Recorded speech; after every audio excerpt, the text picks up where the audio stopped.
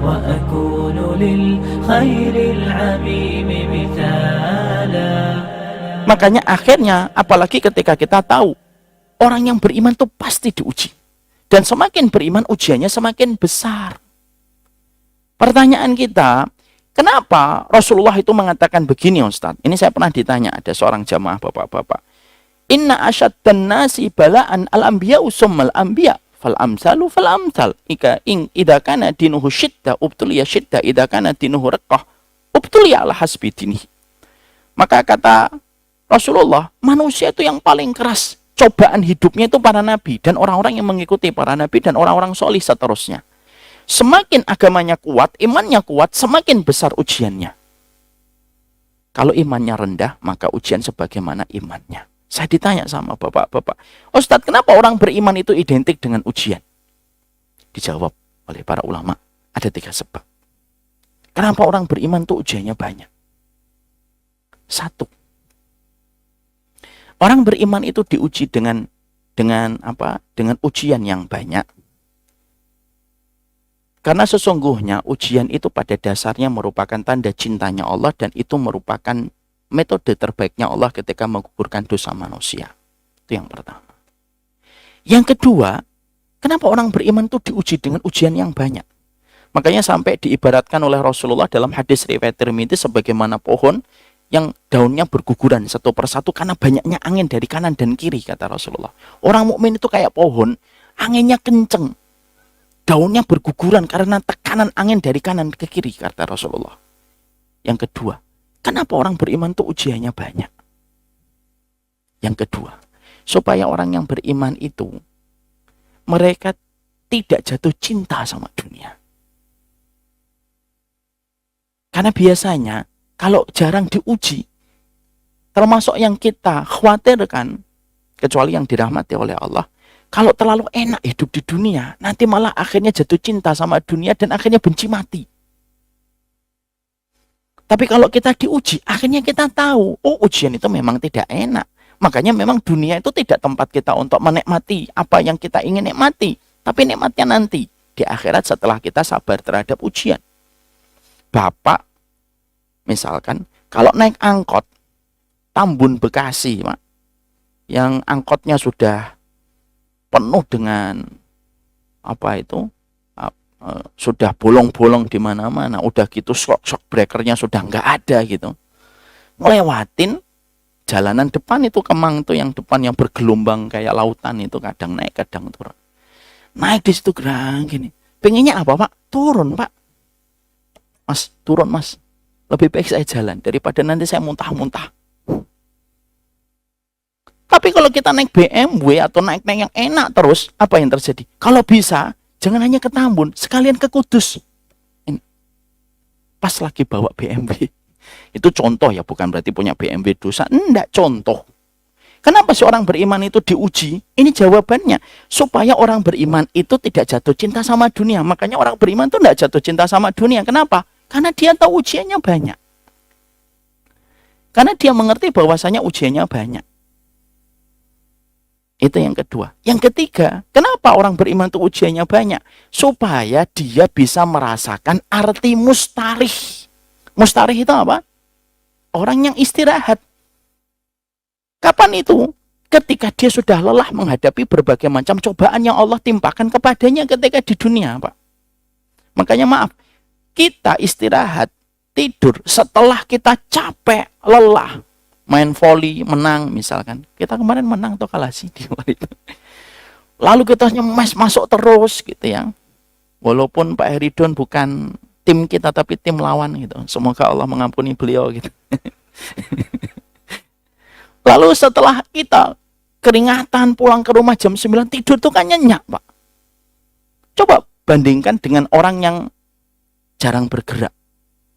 Jam 9 masih di atas tempat tidur, jam 11 masih megang handphone, scroll terus gitu. Dia tidur itu nggak enak, Pak. Semakin tidur semakin nggak enak dia. Maka Allah jadikan orang beriman, ayo lelah dikit. Supaya nanti ketika meninggal dunia itu arti merasakan mustari itu terasa.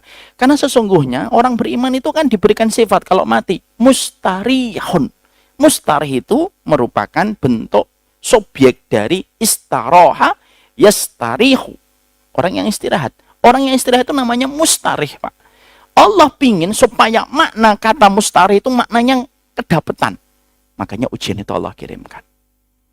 Bukan berarti, maaf ya, nanti kalau kita berdoa, ya Allah, saya jarang dapat ujian, uji saya ya Allah. Jangan. Tapi kita harus paham. Ketika kita berdoa Rabbana wala tuhammilna ma la taqata lana bi, arti yang pertama, kenapa kita berdoa Rabbana wala tuhammilna ma la taqata lana bi? Ya Allah, kasih kami, kalaupun Engkau menetapkan kami ujian, dan itu pasti Engkau menempatkan kepada kami beban ujian itu, setidaknya pundak kami itu kuat untuk menyelesaikan ujian itu. Penting atau tidak penting, Pak? Penting, Pak. Masalah sama anak, tapi pundak kita punya selaras dengan kita ketika kita mendapatkan ujian pada anak, ujian pada harta, ujian pada kehormatan. Itu makna yang pertama. Rabbana wala tuhammilna ma la taqata lana bi. Arti yang kedua apa? Nah, itu yang nanti kita akan bahas pada pertemuan kita selanjutnya. Wassallallahu ala nabiyina Muhammad walhamdulillahirabbil alamin.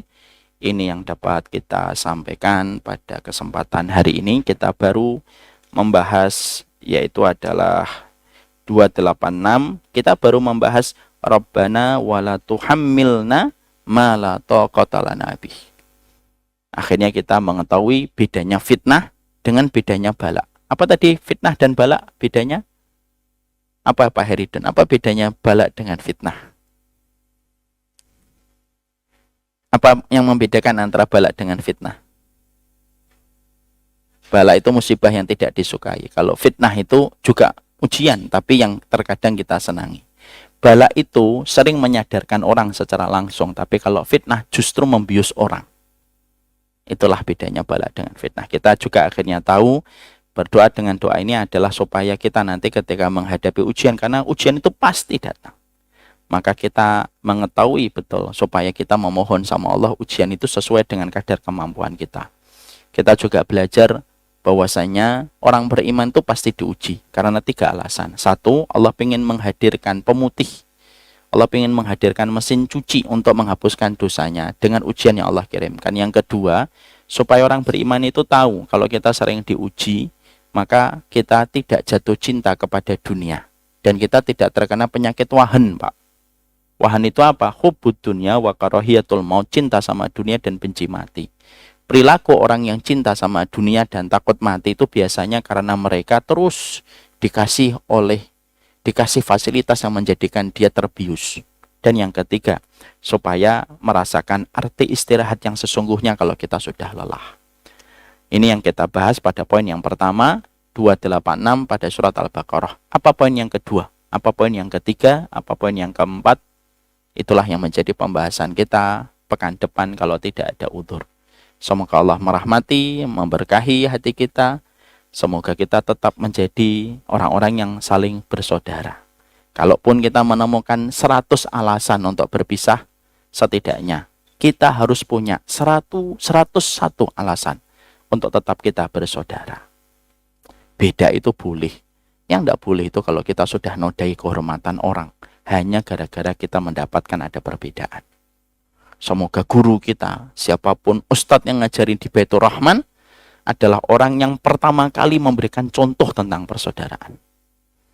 Tapi kalau ada ustadz, ada guru, tidak mau dia bersaudara, kecuali kepada kelompoknya doang, tapi ketika mereka dibuat acara supaya ketemu sama ustadz yang lain, dia nggak mau, tidak usah, Pak.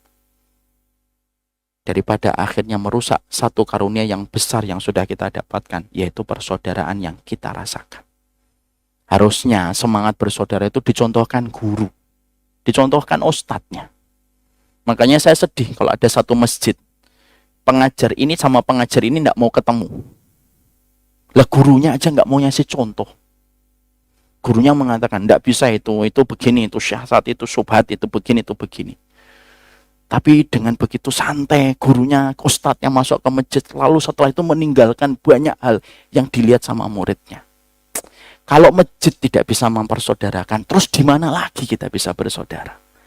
Kalau panitia dan pengurus masjid tidak sama sekali sensitif terhadap perpecahan di antara jamaahnya, terus mana lagi tempat kita untuk mencari persaudaraan?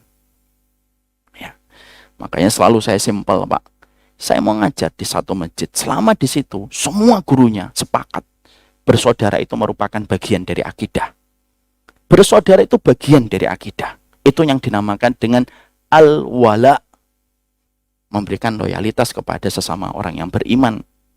Itulah yang kita harus pahami. Semoga Allah merahmati kita, memberkahi kita. Teh saya sudah habis, tapi bukan diminum oleh saya, tapi diminum anak saya.